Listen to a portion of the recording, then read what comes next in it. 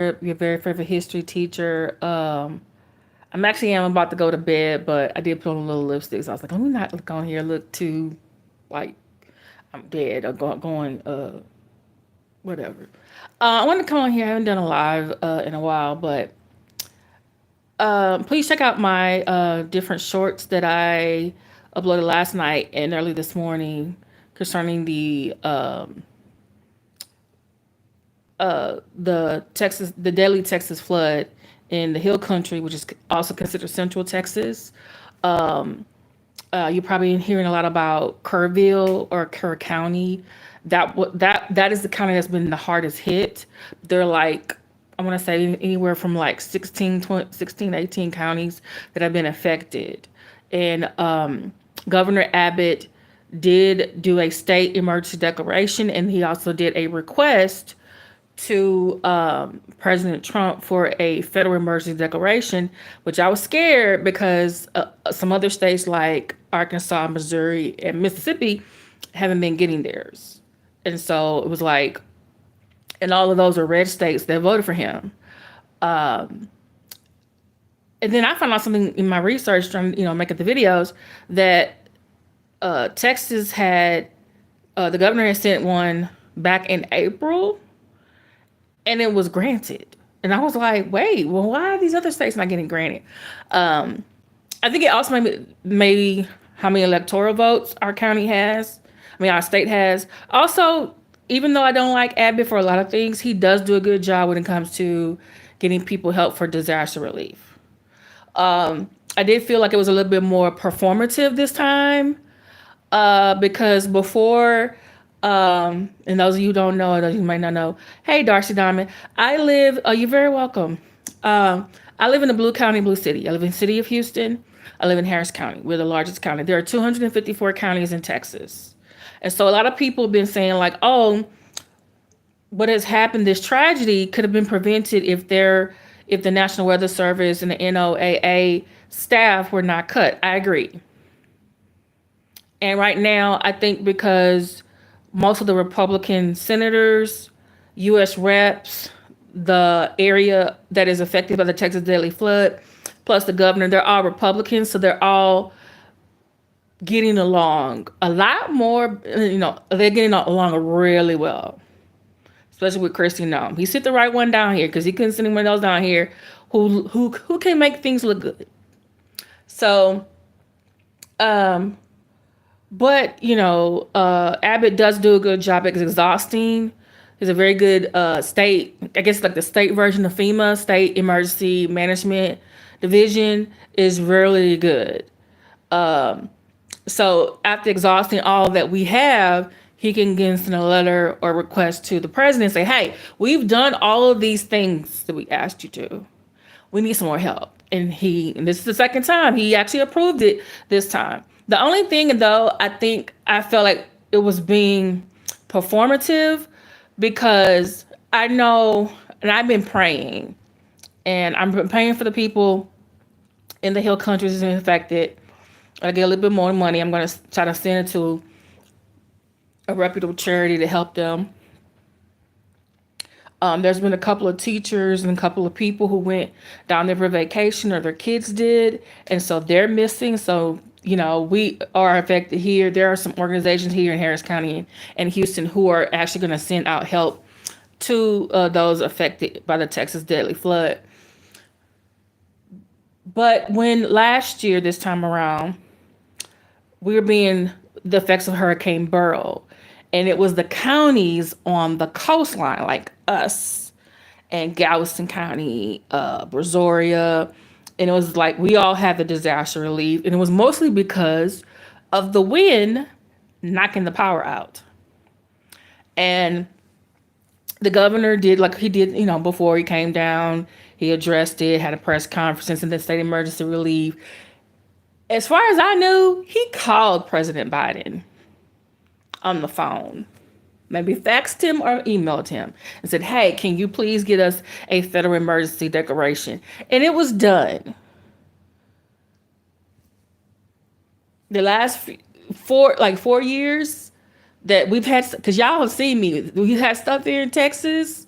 tropical storm Nicholas, um, 2 Texas freezes. Then we had the hurricane last year, Hurricane Burrow, and it was the wind that knocked out people out power. I was out power for 3 days. I applied for FEMA,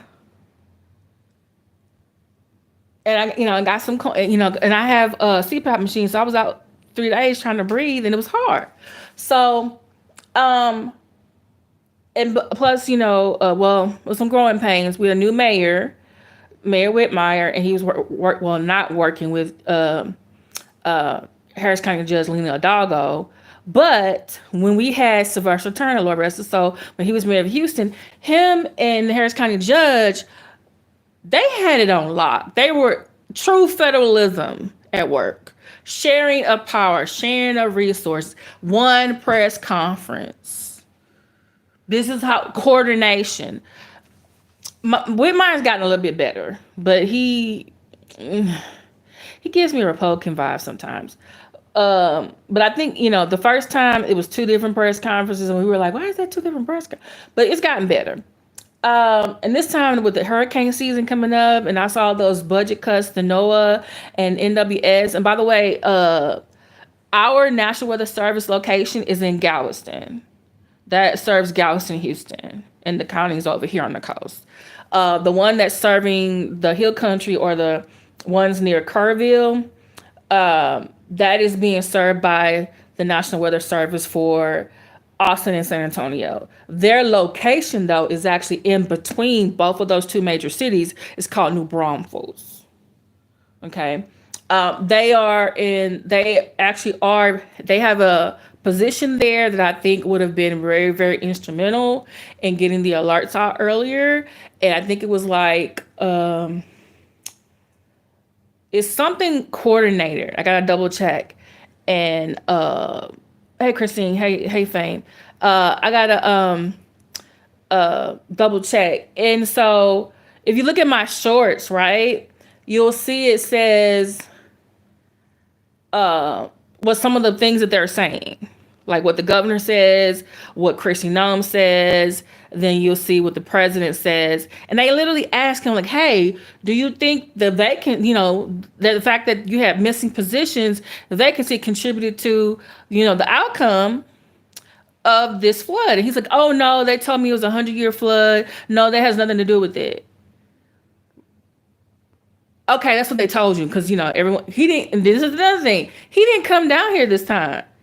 Every time he had something here for Biden showed up. Now, one good thing about my governor that I do like, he at least had the decency to keep his mouth closed when President Biden was here. But you could tell by his demeanor and the way he had his face that he did not care for President Biden. But they were there for cooperation because they were touring the area. But as soon as President Biden was out of that Texas airspace, Governor Abbott had Twitter fingers and he had a lot of things to say about the border. And I'm like, you didn't say none of that stuff when you was out here trying to get that FEMA money for Texas. So I was like, at least you be quiet. And so this time I kind of felt like the governor was, I think, trying to reassure people, which surprisingly, though, he wasn't there the very first day it happened. Lieutenant Governor Dan Patrick actually had to, had to give the press conference. But he was, because he said the governor was out of the state, which I was like, wait a minute, were you out of the state last year in Asia? He was on a, some trade tour. And I'm like, trade tour? And mind you, our 2 biggest trading partners are Canada and Mexico. So I was like, dude, just tell us you was on vacation. So this time he wasn't here. So I was like, well, he's not here. But I would give him credit. The next press conference I saw, he was there. So where he was, he got back in a hurry. Now, unfortunately, there were some other press conference. Now, the main one I've been looking at is Kerrville, City of Kerrville and Kerr County. Because they've been the hardest hit because they're like literally on the Guadalupe River. So basically, look, within 2 hours, July 3rd or July 4th, basically somewhere between 5 and 7, that river was up. and stuff. People, cars, individuals was floating down the river.